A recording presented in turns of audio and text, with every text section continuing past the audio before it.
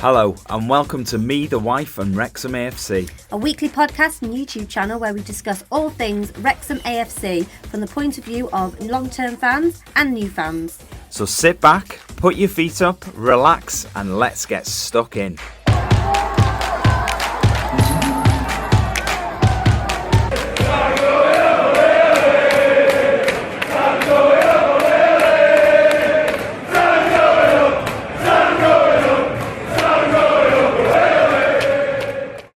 Hello and welcome back to episode 128 of Me, the Wife and Wrexham AFC. Hope you are all good. Yeah, all right. And then everybody listening. I know how you are. Yeah, so. So, yeah. Yeah. Anyway, on this week's show, we're going to talk about our League One match against Cambridge, which was last Saturday. The EFL Trophy game against Crewe. We've got some news. And we also look ahead at the exciting game against Bristol Rovers. You say the exciting game. It's because we're going away. It's exciting because we're going away for the weekend. We're going away for the weekend. Love every Wrexham game, but it feels a bit more exciting because we're going to it. But not only that, we're staying away for the whole weekend. We are. So it adds a level of excitement to it that I think maybe wouldn't be shared by everybody. No. But definitely for us, exciting. Yeah. I'm looking forward to it. I am looking forward to and also the quiz. The quiz, yeah. The quiz. Didn't do very well last week. You did all right. You got 3 out of 5. Nothing wrong with 3 out of 5. I think that's a solid effort. It's more than half, even though you can't get half when it's out of 5. It's a bit tricky this week, I think. But it's, we've got to try and stretch you and push your boundaries. 1 or 2 maybe not football related questions. 1, I think. Yeah. Not football related? Yeah. That's a bit weird. It is a bit weird. But anyway, we'll see how I do. Look, just before we start, we had a message from Glenda Bursey. This week, she sent us this in. I always enjoy your episodes every Monday and I often find your explanations very educational. Thank you very much. I've heard Ryan say he has watched the AAA, so I'm hoping he can answer a question I have. In the AAA for the Burton Albion game, the linesman was standing outside our dressing room as the players came out to go on the pitch and getting each player to hike up their left leg of their shorts. Can you tell me why he did this? I know why. Well, that's exactly what I was going to do. I was going to ask you, do you know the reason why they do that? I think I do. We'll find out in a second. We'll find out. Yeah, this is one of those I think I know, but I probably don't. They do that to make sure, because I think they're only allowed to wear underneath their shorts the same colour, like I'd say cycling shorts, but they're not, like lycra type shorts underneath there.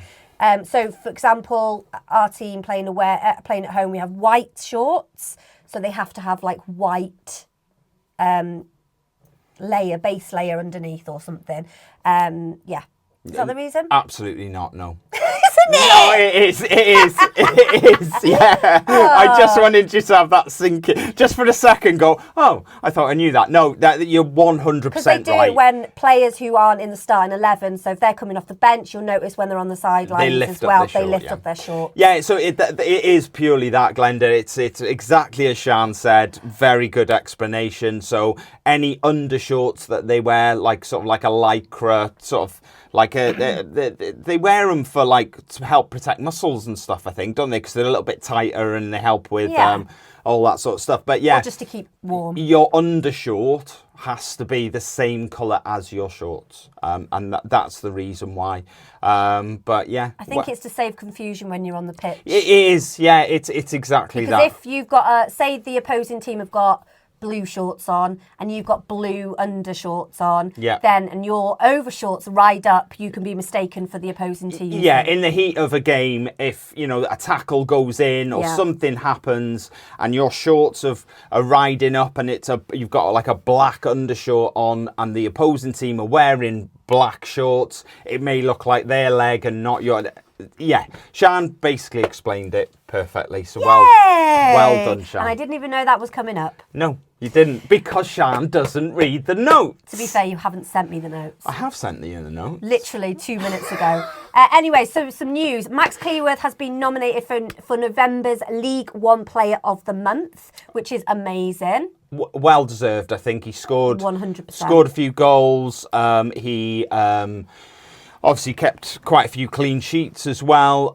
Long time coming. Definitely think he's been our best defender. All right, he missed a few games, but since he's come back, I think he's been probably been our best defender. Definitely. I'm surprised it hasn't happened sooner, if I'm honest. Yeah, maybe. But I think, we've always said, or I've always said, he is a future captain at the club. Definitely a future captain. And I think I said that, and I did believe it. I wasn't just saying it, but I thought he had quite a bit of development to do, of course, to turn into that person that would be a club captain one day. He's got a lot of people to look up to on the team, hasn't he? He has, So... but this season I've seen some of that development and, taking the strides forward to being a club captain one day. Well, he has been captain, hasn't he? He has. He did it in the EFL Trophy against Port Vale. Will Boyle was meant to be it, but obviously he got injured. So. I know. Look, he does have a better way to go. The one thing you can't rush in a player is no experience. That's the one thing you can't rush, because and that will just take time. And over the years, he will get that experience, regular first team games, and like I say, definite future captain. So really, really chuffed for him that he's been nominated for that. And also, not only Max has been nominated, but Phil Parkey has also been nominated for Manager of the Month for November. So I think I've got no issues with them two being nominated and winning, to be honest. I think they both deserve it. Phil Parkey, he gets quite a bit of, when we lose, he gets a bit of heat from fans. But I think overall, the past few seasons that he has been with us, I think he's done an amazing job and he continues to do so. So I think he deserves it. So how does it, I can't remember, do we vote or is it the EFL that say, right, this is going to happen? No, I don't think so. I don't think we vote. No. I think it's just a case of, we vote for the goal, don't we? Oh, yeah. We do. I think, but we don't vote for the player, I don't think. Anyway. So, EFL, Parkey, Cleworth, winners. Yeah. Just another little bit of news to come out of the club this week. Our under-18s were playing in the third round of the FA Youth Cup. Unfortunately, they lost 4-2 away to Lincoln. So Lincoln went 3-0 up. We pulled it back to 3-2, and then we gave away a penalty at the end, deja vu.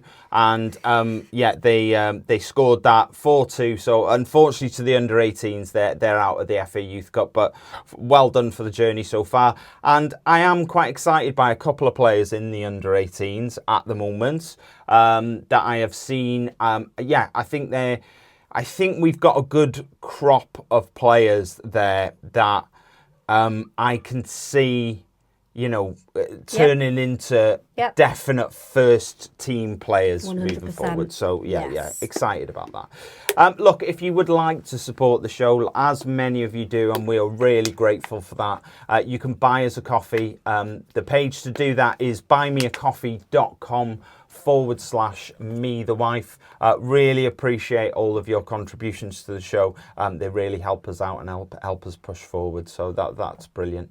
I'll do this, I suppose. Fantasy EFL update. Baby. Little bit boring this week because no change in the top three. Exactly same top three as was last week. That is at time of recording. There are games on Sunday that are happening after we've recorded this show, and they may affect the standings. But at time of recording, Christian is still first, Ian is still second, and Ben Parker is still in third place. Is nowhere to be seen. I think I had an all right week this week. I think I went up 2 places this week.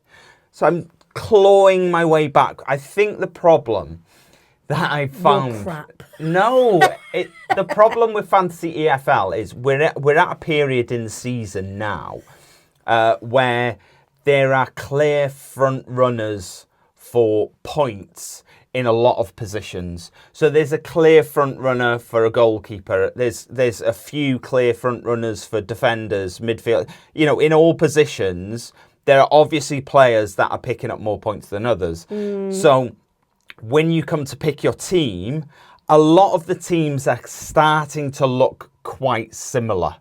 So you're sort of in a position now where you've got to break away from what everyone else is doing, do something slightly different if you want to get yourself back up to the top. Yeah. The ones at the top don't, because they can happily plod along picking the same players, and first won't be bothered if second is picking the exact same team, because that means that he can't catch him. So, you know, it's... her. Well, it's him at the moment. I know, but... Yes, if that was the case, I would have said that, but it is not. Yeah. But yeah, so I'm not sure what to do at the moment. I think better. No, I think I'm just happy going with what I think is right. Christian had mentioned to me, you know, he was doing something a little bit different, which, like I said, he doesn't necessarily have to do. But... yeah, I'm just happy picking up points at the moment. I'm doing okay. But every week, I think the last couple of weeks, I've maybe picked up 3, 4, 5 points more than the people at the top. So I'm not exactly roaring back into it. Do you know what I mean? But it is what it is. We'll see how we go. So let's talk about the Virtue Trophy game that we had last Tuesday against Crewe. There were 11 changes. Not a shock. No. There was a first appearance for our stand-in sub-goalie, whatever you want to call him, Brad Foster, not Ben Foster, as people keep saying. And it was another EFL appearance for our Aaron James. Yeah, it was. Yeah. Yes. Double played as well. He did. That was because he came back from his yellow card. I'm assuming that's the so reason. It was just to get a few minutes in because he'd missed. Obviously, he'd only missed one game, but it was, you know, these players are sort of like conditioned to be playing, you know, 2-3 games in a week. He had a week off because of his suspension, so it's worthwhile throwing him in just to make sure the fitness is right, you know, and he sort of anchored that midfield for us. But, yeah, we got to see a little bit more of Josh Adam. Potential, I think. Yeah, look, he was, at the end of the day, he was at Man City. You don't wander into a youth setup at Man City by accident. No. You know, you've definitely got something about you, and you've got some quality there. He obviously didn't make it in the Man City Academy. He's ended up with us. Yeah, I'm sort of with you. Potential. I don't think he always picks the right pass, but when he does pick the right, he is very good at. He looks like he's a sort of player who could make stuff happen with decent amount of game time, getting to understand your teammates a little bit more. He sort of feels like a player who could be one of them that makes stuff happen for the team. I don't think we've seen it too much at the moment, but similar to sort of Mo Fowl, I think it's a long-term project. Yes. As opposed to you know, let's rush him through and let's get him in the team. And let's everyone moan at him because he's rubbish. I think, you know, Parky brings in seasoned professionals and tends to leave them on the sidelines for quite a bit of time before they come in. Yeah. So with that in mind, he's not going to be rushing any sort of youngsters into the team anytime soon. No. So, but yeah, I agree with you. I do agree with you. I thought Mullin might have started. I was surprised, I'm kind of a bit concerned now because it's like, you know, how long's he been back for? When did he come back? Oh, he's been back for a long time and now. And he's still not getting into the starting 11. I mean, he's on the bench when we're playing, you know, league games. But you'd think for a trophy game, you would think that Parky would want, you know, like George Dobson, you know, Mullin is conditioned, like you said, to be playing week in, week out. And at the moment, he's only getting like 20 minutes here, 20 minutes there. So I think he needs that 90 minutes. Not necessarily 90 minutes. I just thought it was, I thought it was a perfect opportunity. There's got to be, I don't know. There's got to be some reason why. It's bizarre, but it is. Yeah. JJ obviously was making his way back from a foot injury. He was in the team. I really like JJ, and I wish he could play more. I understand the reasons why he doesn't play. I do definitely think there's people ahead of him in the squad, and that is, one of the reasons why he's not getting a lot of game time. He has been injured for a few weeks, and he's got back into training. Got back in the starting 11 for the Virtue Trophy, played half an hour, reoccurrence of the foot injury, had to go off, Andy Cannon on. It's just one of them unfortunate things. I would have thought as a player, it's the most horrible thing that can happen. Thing. Yeah. You battle your way back from an injury. This wasn't a massive injury, but it was an injury all the same that kept him out of the team. You've got yourself all the way back through physio, through everything that you do, to only last half an hour and have a reoccurrence of the same problem. I imagine it's something that goes through your mind, going, oh, is this me now? Is this problem going to reoccur and reoccur and reoccur? So, look, I hope he gets fit again soon. Because, like I say, I do really like him. Yeah. There were some early exchanges. Fal and Bodvarsson. Yeah. They seem to play quite well together. They did early on. Yeah. And then it sort of went away a little bit because, one was flicking on for the other. Their positioning was quite good. The interchange between the two, in my opinion, was quite good. Everything I was like, oh, these two play quite well together.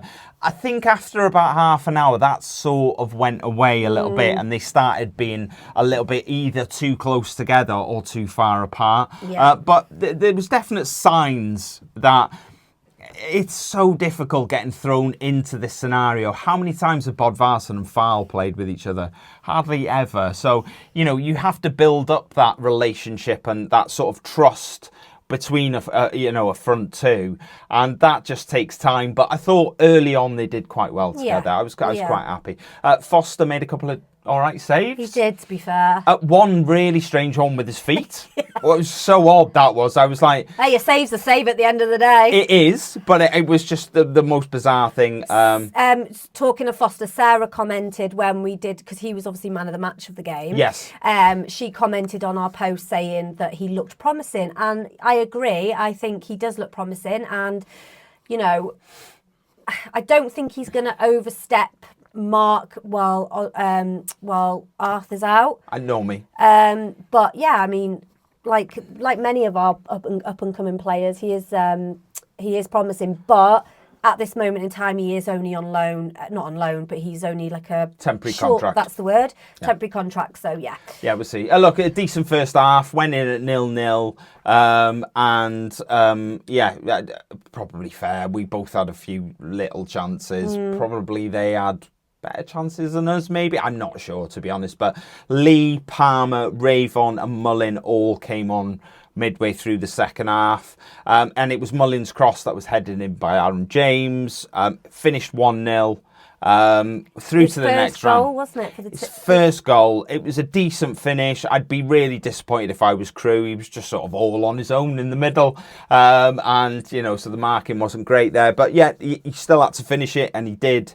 Really pleased for him. That's another really good prospect for us moving forward, who is getting game time, albeit in a lesser trophy, is getting game time with the first team.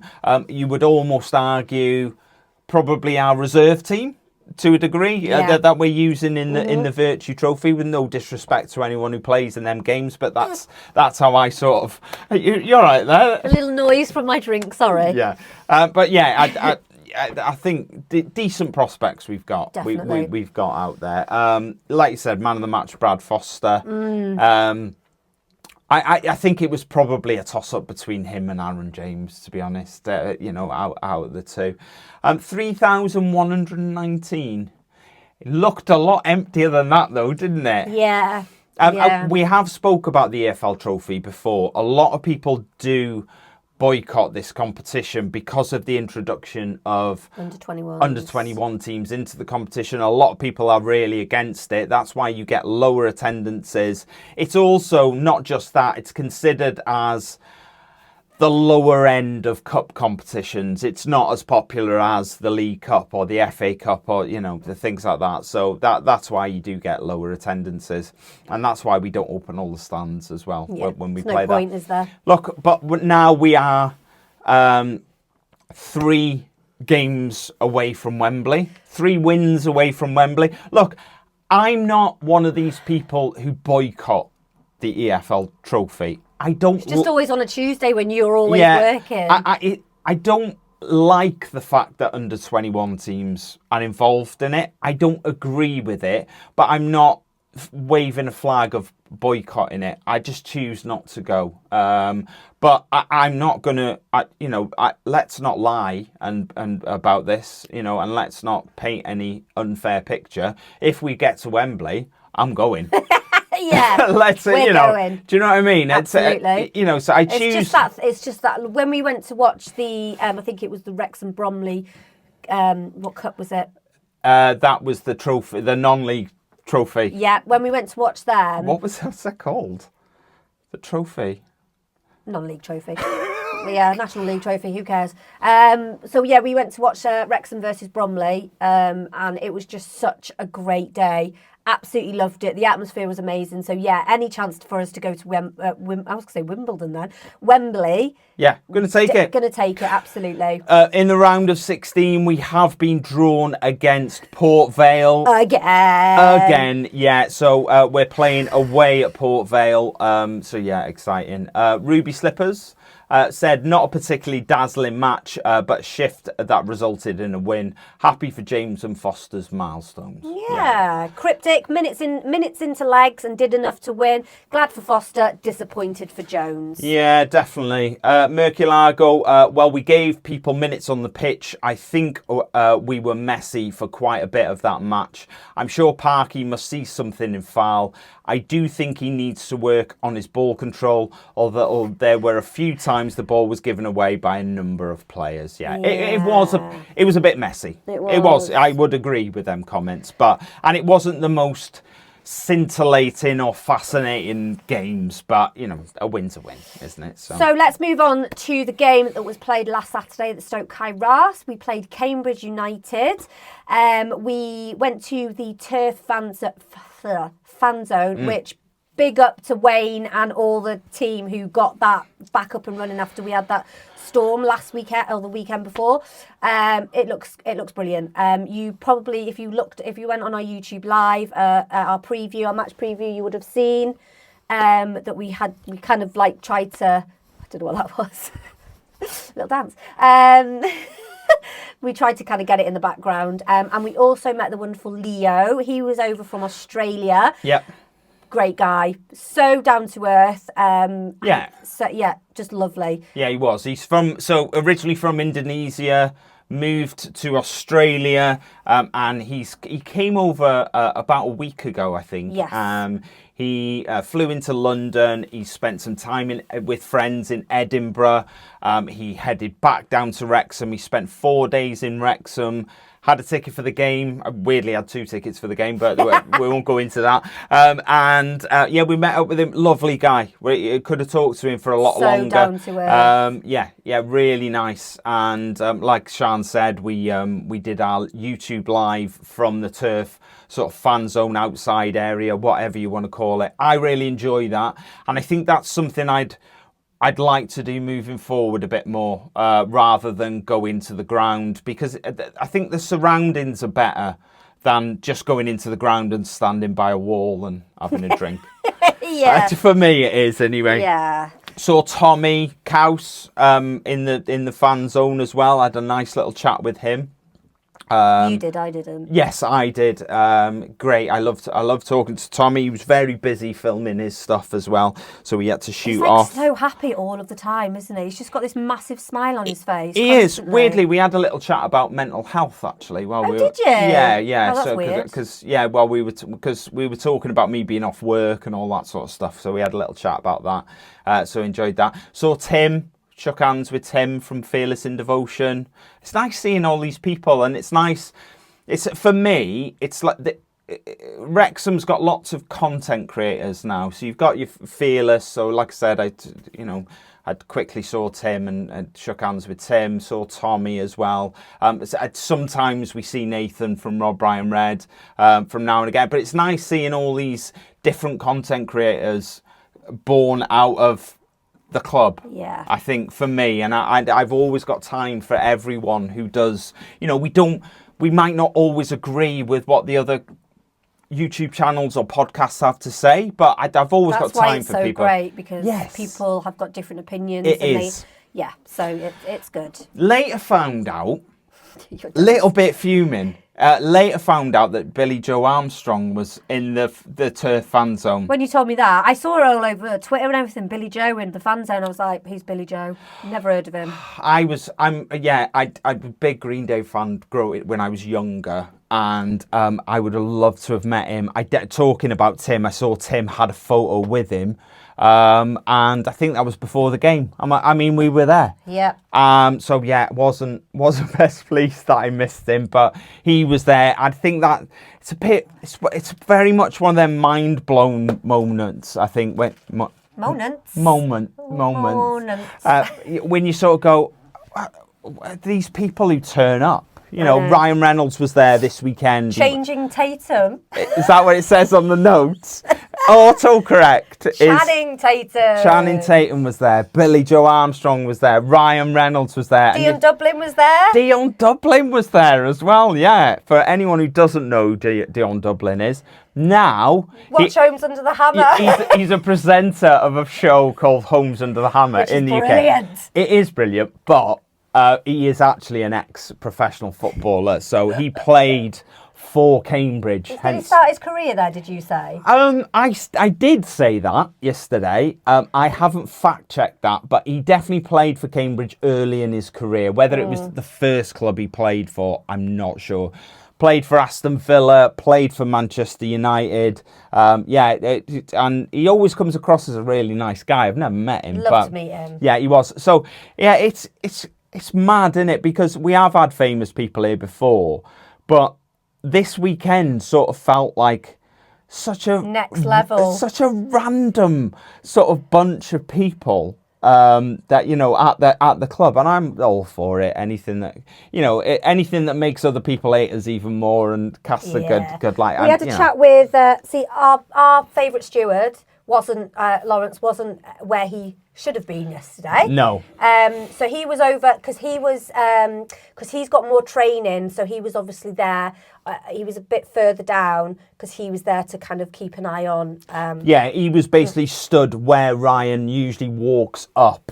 So that's why he moved. Yeah. And we mentioned to him that because obviously he gets to speak to Ryan and stuff like that, and we were like, you need to get us a tete-a-tete with Ryan Reynolds. So we're gonna keep badgering you about that, Lawrence. Pressure's on, Lawrence. On for you. Okay, so get that sorted, please. That would be great. Look, I think second time I've put this note in today. No place in the starting 11 for Mullin. No on the bench again. I was really surprised because the sort of noises coming out of Parky during the week where Mullin is ready, he's raring to go, and Cambridge being his former club that he did so well for, they even named a stand after him, and then he moved to us, and I thought this was the perfect game to reintroduce him back into that starting 11. I'm not going to bang on about it this week, but the formation that we're playing, it's not working anymore. Don't feel like it's working. Lee in this position. Poor Palmer, just there. Palmer was so isolated. He was like, so isolated. I think fair play.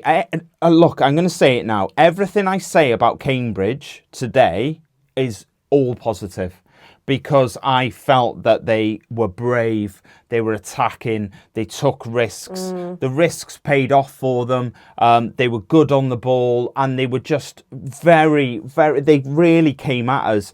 They played with three up front, which I noticed quite early, and I was like, ooh, playing three up front here, and And basically what that did is it pinned our defence back a little bit. And because it pinned our defence back, it sort of created a scenario where Lee was turning more into a midfielder than he was an attacking option. And then the knock-on effect of that was that, as we said, Palmer was really isolated up top. We were knocking balls up to him. He was winning them in the air, but he was knocking them down on occasions to nobody. Yeah. I think we saw that more in the second half than we did the first half. Yeah. But yeah, I don't know. I think McLean was getting a bit frustrated as well with the fact that when Lewis Brunt had the ball, he is amazing in the air, by the way, Lewis Brunt. And I could hear loads of people around me going, wow, he's good in the air. But rather than, I know it's difficult and it's easy to say if you're sitting on the, on the sidelines and you can see what's in front of you. But because you said that, because I said this, didn't I, when we were driving home, that Lewis Brunt should have passed to McLean a little bit more because he seemed to he was coming down the flanks as as it were. That's what Mark Griffiths says a lot, the flanks. Coming down the flanks, and rather than passing it left, because obviously we were on our side, on the stand, or whatever you want to call it. So he was coming down the left, and McLean was clearly open, but he was kind of shooting it or passing it to where there was more congestion. But like you said, with the way that we're positioned on the pitch, we can see every single player. So maybe my sort of vision of what wasn't the same as what Lewis Brunt saw. So we're in the third row. And the thing I tried to explain to Siân was, McLean is clearly quite open. You're talking about him passing it into heavy traffic of players, but we're low down, we're looking across the pitch. So it might not be as heavy. We can literally, in our field of vision, is 16, 17, 18 players, which makes it look congested, but because we're so low down and we're looking across, but that might not be the case. But McLean was getting frustrated though. He was getting frustrated. You could see he was getting frustrated, but he was. But like you said, we've only got one sort of tunnel vision, so we can't really see it is hard. What players see actually on the pitch. But like I said, Cambridge, aggressive, positive, right from the first whistle. Lovely kit. Yeah, I told you it was mental. Nana's curtains. Yeah, I know. Yeah, it's sort of like a Paisley number, isn't it? Yeah, it's odd. But I've got nothing but positive things to say about Cambridge because they they came with a game plan that completely worked against us. I will come back to that in a little bit.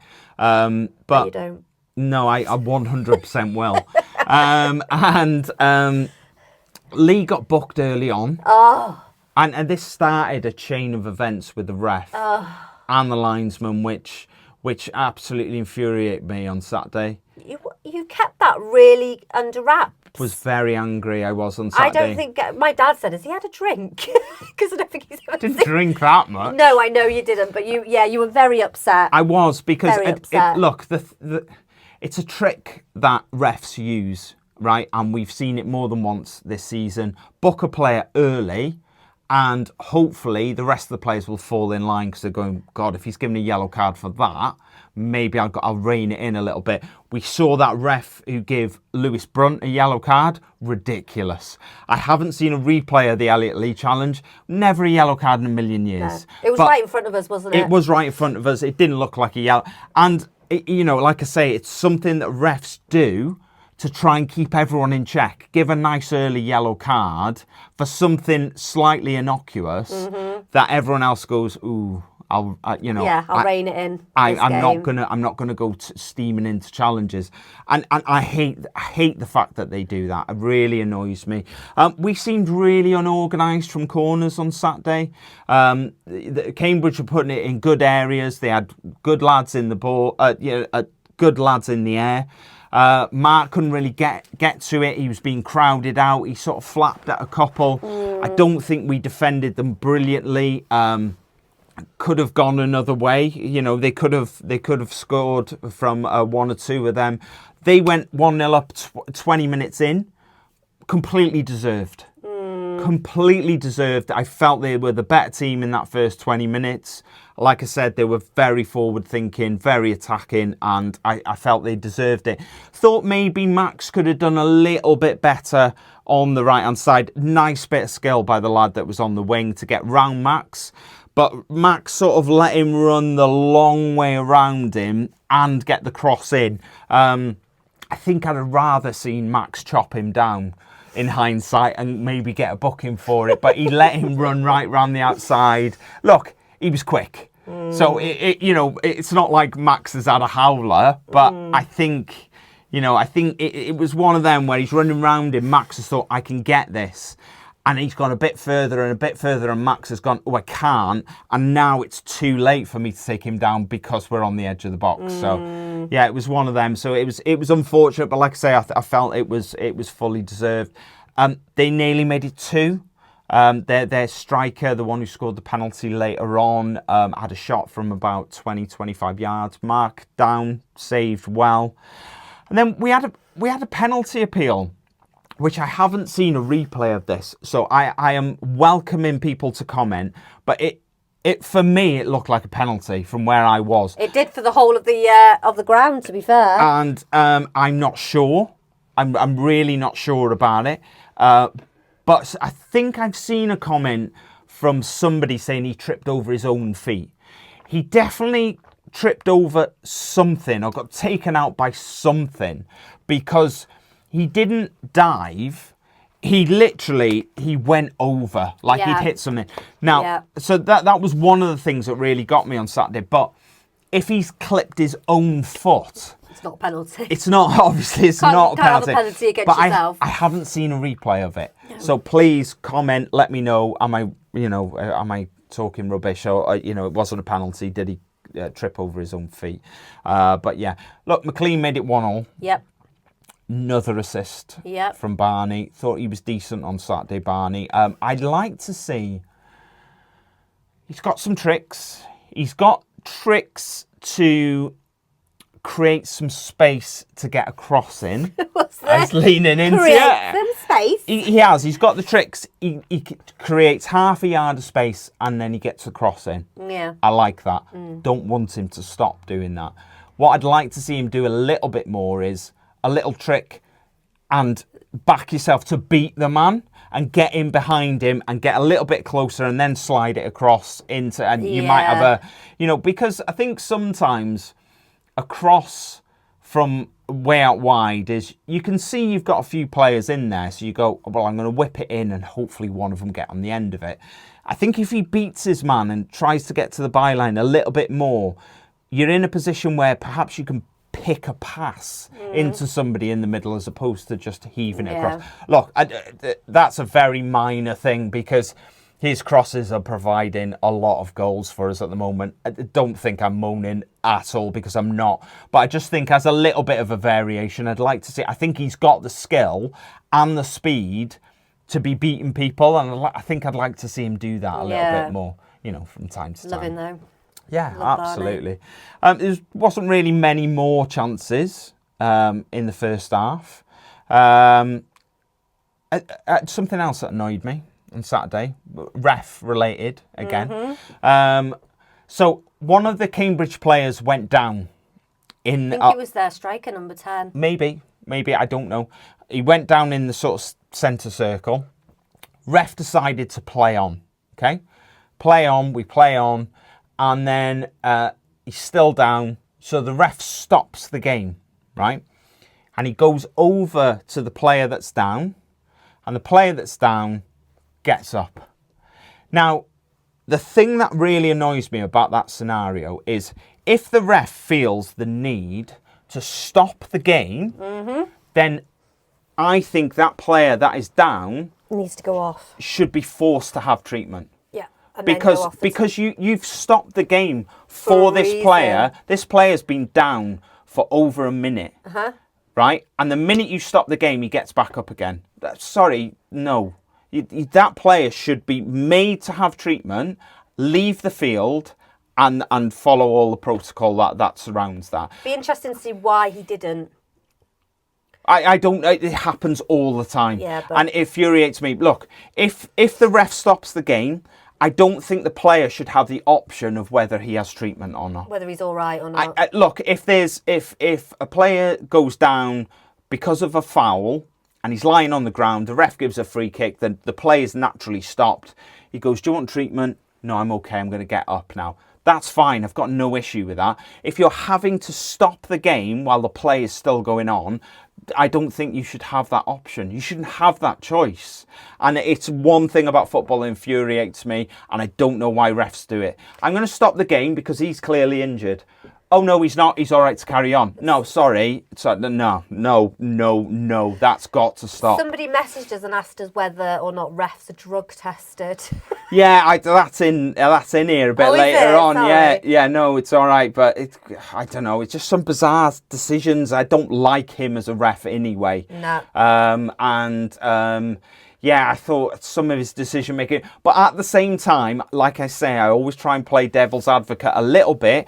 I think sometimes when a ref's having a bad game, like he was, you project everything onto the ref. Yeah. And let's be honest, us conceding 2 goals and playing the way that we did had very little to do with the referee on Saturday. Yeah. We've got to take that on the chin as we played that way and we allowed them to play that way. Yeah. You know, you can't put everything on the ref, I don't think.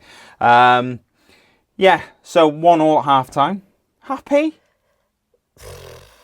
It shouldn't have been, to be honest.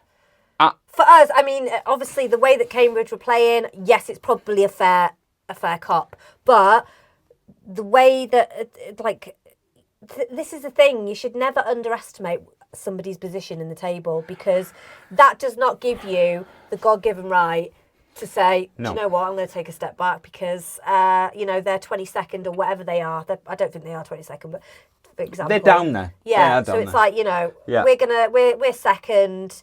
We're not anymore, but we were.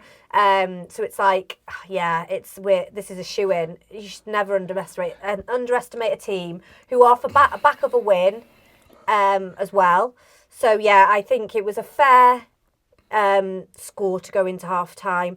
But for me, the calibre of men that we've got on our team, I think it probably should have been, a clean sheet going into... for us. Maybe. Yeah. Look, for me, again, I'm going to keep banging the same drum, but I felt like half-time, it felt like it was time for Mullin to come on. And it felt like it was, we needed to change something up. We had to wait till 63 minutes, I think, until we saw Mullin, saw Fletcher, standard Parky time for making subs. Which is the pleasure point for Parky when he's doing changes. It is. It felt more balanced with Fletcher and Mullin on. It felt more we felt so much more balanced with them two up front, two recognised strikers. Everything looked better for me. Fletcher obviously made it 2-1. Look, kudos to him. Very nice, calm finish. But the goal was all about Ollie Rathbone. Lolly. 100%. He sprinted. Anyone who doesn't know where I'm talking about, watch the replay. He sprints 20-25 yards to win that ball back in the 75th minute when he's been running around all game. Tenacious. And you see him sprint. It's like everyone is standing still. He sprints like 25 yards, wins the ball back, takes it into the middle. Perfect pass into Fletcher, 2-1.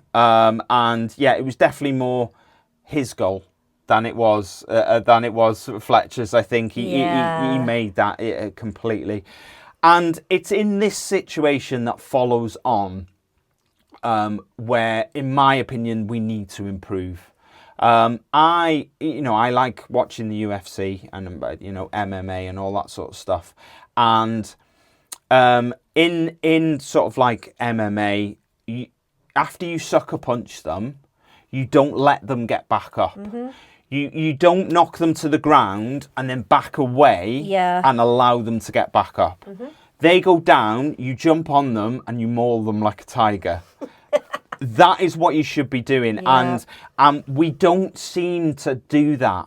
We seem to back away instead of, there should be no break in that situation. You should be, I'm not saying hell for leather, I'm just saying should be gently squeezing the accelerator and increasing the speed and increasing the pressure instead of backing off and allowing them to get up off the canvas and, compose themselves and go again.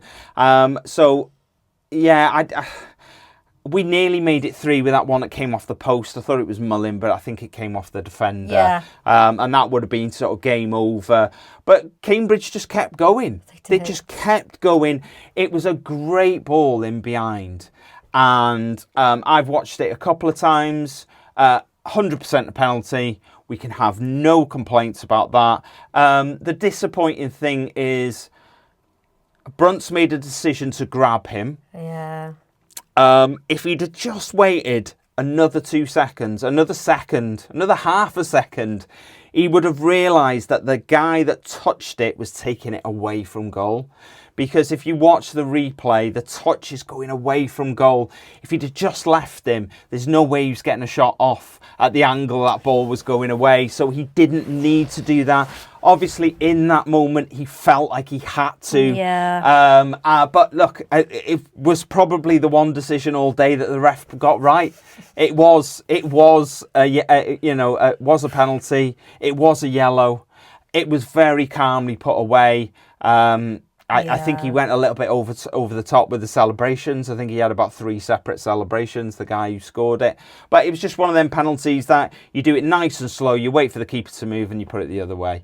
And Mark told him where to put it ultimately because he moved before he kicked it. So, but 2-2. Yeah, 2-2. Finished 2-2. But yeah, I don't know. It was disappointing for me Saturday. I felt like we should have been getting more from that game. Take nothing away from Cambridge because I thought they were superb on the day. Yeah. Maran G-Tech said first to third in the space of 90 minutes. At least it's only 2 points off top. Yeah, that is very much true. Just to round up the other results, so Wycombe won 4-1 away at Shrewsbury. Birmingham beat Bristol Rovers 2-0. Huddersfield drew 2-2 with Lincoln. Stockport lost 2-1 at Stevenage. Reading lost 3-0 at home to Blackpool. So we dropped to third in the league, a point behind Birmingham and 2 behind Wycombe. But we're 5 points ahead of Huddersfield in fourth, which is all good. Look, a comment on the video last week. I was obviously going on about how we weren't maybe playing the best football at the moment, and I was worried about the way that we were playing. Somebody commented, and we don't just read out the nice ones, but Steve Barton said, whinging about winning isn't good content, is what he actually said. And look, yeah, I tried to say this last week, that when I was sort of going on about that style of play, that, I wasn't whinging about winning. I was sort of, I was saying how dangerous it is for teams to see us playing the way that we're playing. For me, it's always about perception. Who is scared to play us based on the Lincoln game, the Barnsley game, the Burton game? Are people looking at them games and are they scared to come and face us? Now, no. I feel like Saturday proved everything that I said last week. Because why did Cambridge come to us and play 3 up front and they were really aggressive and really attacking? Now, some might argue they're the lower end of the table, we're at the top. Nobody expects them to get anything from that game. So come, stick 3 up front and just have a go. A bit of a free hit, as you would say. Maybe that's the reason why. Or maybe they've actually done the research, tactically analysed the last few games we've played and gone, hang on a minute. The odds are they're going to do that again. If we put a bit of pressure on them, I reckon they'll buckle. And if we attack them, and if we're very forward thinking, I reckon we've got a decent chance. maybe that's what happened. So maybe Cambridge were exactly what I said, not scared to come and face us. And the thing that worries me the most about Saturday is I do worry that Cambridge sort of have now created a blueprint for how to come and play against us at the racecourse. Stick 3 up front, pin the wing backs back, attack them, and maybe, I don't know. So look, Steve, I get what you're saying, and I wanted to read that out because, you know, I did say it last week. I don't want to sound like a spoilt child, you know, going, oh, we're winning, but we're not winning good enough, you know, and I sort of was saying that, but sort of not at the same time, not with that sort of like, I didn't have that sort of vibe about it. I was more worried about the perception these performances were creating for teams that we were going to play. And what I was worried about, I think one of the comments I made last week was, I sort of feel that if teams are a bit more direct and a bit more aggressive and they get the run of the ball a little bit more and a bit more composed in front of goal, then almost anyone in this league could turn us over. The very next match, the team that had scrapping relegation come and score 2 against us and get a draw. So, you know, that was my worry, and it will worry me even more if this happens again. You know, so, you know, and away games, you know, we've got Bristol Rovers next week. We'll see what happens there.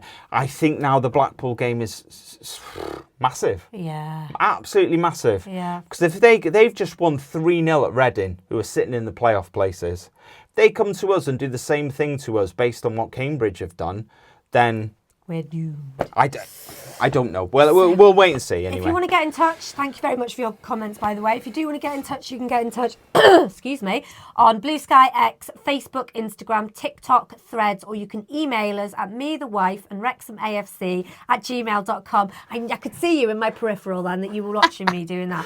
So let's talk about Bristol Rovers. So we are, this is the 21st game of the season. They're not 21st in the league. It's Saturday the 20th. That's weird. Yeah. 21st game. It's on the 21st of December. Kickoff is at the earlier time of 12:30 because it is live on Sky or whatever it's on. Sky Sports Plus. Yes. So we're away at the Memorial Stadium. As we mentioned, we will be there. We are going on Friday night. Capacity is 12,500. We were allocated 1,788, and as time of recording, there are tickets still available. It's 148 miles approximately, which is about 3 hours. Or is it 148? Not approximately. Dead on. That is ground to ground. Okay, so 148 miles away, so it's just under 3 hours. They play in blue and white. Their away shirt is green. It's like a check thing. So it's split into quarters, their shirt. Yeah. Top left is blue, bottom right is blue. Top right is white, bottom left. Yeah. Their away shirt is green. Their third shirt is black. The nickname are the Pirates, but most fans use the Gas. Yeah, the Gas. So their old ground used to be next to a gasworks.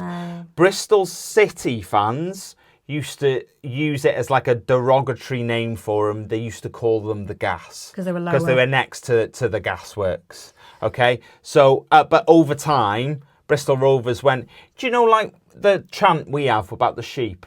People try to taunt us about the sheep. Yeah. And when we go, yeah, all right then, we'll take that. We'll give it back. Similar sort of scenario here, where they got taunted with being called the Gas. And they went, I tell you what'll stop you doing that. We're going to call ourselves the Gas. So official nickname's the Pirates, but most fans use the Gas. So their last game, the last game that we played them was a 0-0 draw at the racecourse in December 2014 in the National League, and the last away game was a 1-0 defeat in September 2014. We had a player sent off in both of those games, which was lovely. So Bristol Rovers have been in League One since 2022. They went back to back National League to League One in 2014-2016. Their lost last 3 in a row in the league. Only won 1 of their last 7 games, lost 4, drawn 2. They lost 2-0 away to Birmingham on Saturday. So they are now 20th in the league with 21 points. They've won 6, drawn 3, lost 10. Predictions? I'm not going to mess about this week. 20-0. 1-0. Yeah? Yes. I'm going to go... I'm going to go 2-0, I think. Yeah. I was going to go 1-1, but then I thought, no, let's be good.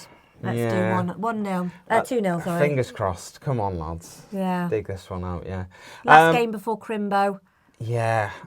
Yeah, I just want to...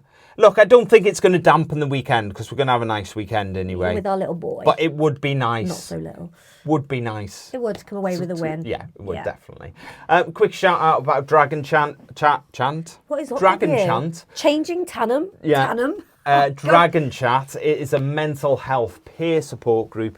They run 2 Zoom calls. One is on a Monday at 8 p.m. and that is for women. The other is on Thursday at 7 p.m. and that is for men. Best thing to do is to follow Steve Lloyd on socials. His account is at DragonChatWXMFC and he is at dragonchat.bsky.social on Blue Sky. Look, all the details of how to get on them Zoom calls are down in the description if you're watching us on YouTube. And also, if you're watching us on YouTube, why not subscribe? Hey, and like the video. That'd be lovely, wouldn't it? I'm going to turn that around so you cannot see that. Okay. Yes. Quiz time. Let's get cracking. Yes, let's get cracking. Let's get the defeat underway. Question 1. Yep. We drew 2-2 with Cambridge on Saturday. It was our 5th draw of the season. Can you name 2 of the other 4 teams we have drawn with this season? Bolton. Correct. Charlton. Correct. 0-0, 2-2. Do you want to name the other 2? Just for showing off. This isn't. No, I don't, because I can't remember. Can't, yeah? Oh. Cambridge? No, the one of the 4, I said. The other 4. It was our 5th draw this season. No, I don't want to play this game. Huddersfield, 0-0 Yeah. at the racecourse. The Yeah. game you went to without me and left me struggling at Well, home my cousin on was my own. over here, so... Yeah. And Leighton Orient Okay. drew 0-0 away. I got a point, I don't care. You did get a point, yeah? Don't worry First about question it. right. We play Bristol Rovers on Saturday. Yep. But which of the following is not a former name of the club? Okay? Black Arabs FC, Eastville Rovers, or Twerton Park? Twerton Park. It is Twerton Park. Well done. Yeah, they were called the Black Arabs FC. Don't know why. I thought, because it was quite an obscure name, Yeah. I thought it's got to be true. Eastville Rovers, yeah, that's how they were also known. Twerton Park, in 1986, they moved out of their old ground and they went to play in Bath for a short period. And for 10 years, I think, not a short period, they played 10 years in Bath. And when they were in Bath, they played at Twerton Park. So there is a connection there, but yes. 2 out of 2. Yes. Number 3. Stephen Fletcher scored his 2nd goal of the season on Saturday. But who did he score his only other goal of the campaign against? Was it Wycombe on the opening day of the season, Sheffield United in the EFL Cup, or a 3-0 win against Shrewsbury? For Wycombe. It was Wycombe. Do you know what? Your level of guessing is at the moment... I didn't guess the first one. No. But your level of guessing is right up there at the moment. I know a when win's a win. Yeah, you guessed the second one. Yeah. And you guessed the third one. But look... Who cares? A win's a win. Don't take it away from me. Scrappy. Gritty. Gritty. Ugly. Yeah. Number 4. James McLean started his journey to another band by getting booked on Saturday. Yeah. But how many players in League One have more yellow cards than him this season? Is it 0, 3, 6, or 9? Sorry, let me just quantify that before you answer. How many other players in League One, not at Wrexham, in League One have more yellow cards than him? 0, 3, 6 or 9? 3. It's not 3, it's 6. Ah! Okay. Damn. Okay. Yeah. Final question. Channing Tatum, right.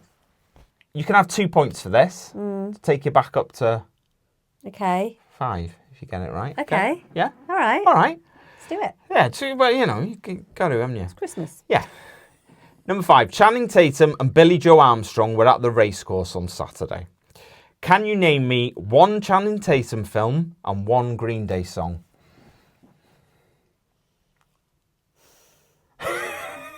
It's gone a bit quiet. Channing Tatum. I mean, I Magic Mike. Yeah. What a shock. What a shock. Siân knows Magic Mike. I've never seen it. Isn't there a film called White House Down or something of Channing Tatum's?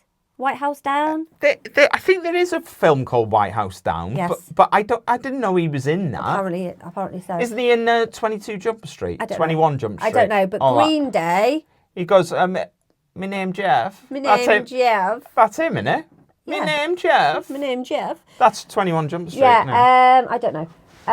Stop covering your mic. Oh, we sorry. Can't hear you. Green Day. One Green Day song. That's all you need to. I can't think of any.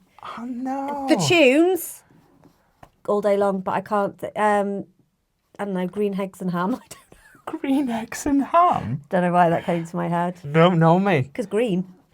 Okay.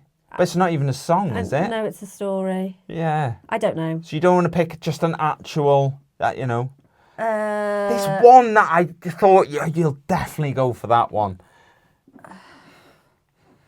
I can't think. The one I thought you'd go for. You're going to say it now and I'm going to, oh yeah. But it was Basket Case. I thought that's the one that you'd pick.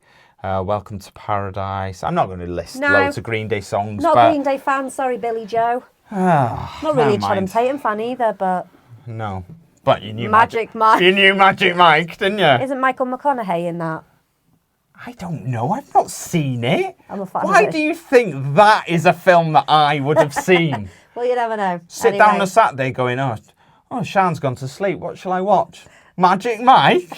No, I don't think so. I've never seen it either, but yeah. Of course not. I have, honestly, Just I haven't. the only film you knew, but yeah, you've never seen it. Yeah, obviously. Yeah. What's it about? Picking pears.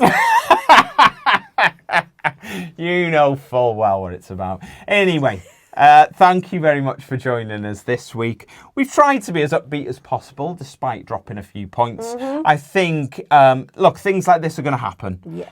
We are going to drop points. I think I'm always more disappointed when we drop points at home. Yeah. Because, you want the racecourse to be a fortress and you want everyone to come here and not be able to take anything away from us. And I want it, like Siân said then, I want teams to be scared to come here. And Cambridge, look, I salute you this week. If we did a salute of the week, it would be you, because you came with zero fear and you had a real go. And I think you got the least you deserved out of that game. You really did. We probably got the most we deserved out of that game. But yeah, it would have been really harsh on you to lose. I wouldn't have cared if you had lost. But it would have been quite harsh, I think, if you had. Look, you take the point. You dust yourself off and you move on. And, we go again in Bristol We do. Next weekend. And we've got a busy festive period coming up. Let's hope we can take as many points as we can from that. So, yes. Oh, I suppose it might be worth mentioning what we're actually doing over Christmas. Nothing's changing, basically, because last year we changed the release schedule of when our episodes were coming out because it was Christmas. We're not doing that this year. So our next episode is on Monday the 23rd of December. Yeah. The next episode after that is the 30th of December, so the following Monday. So we are just keeping it as Monday releases. At the moment, any change to that, we'll let you know next week. Anyway, we're going on now. See you again. Bye.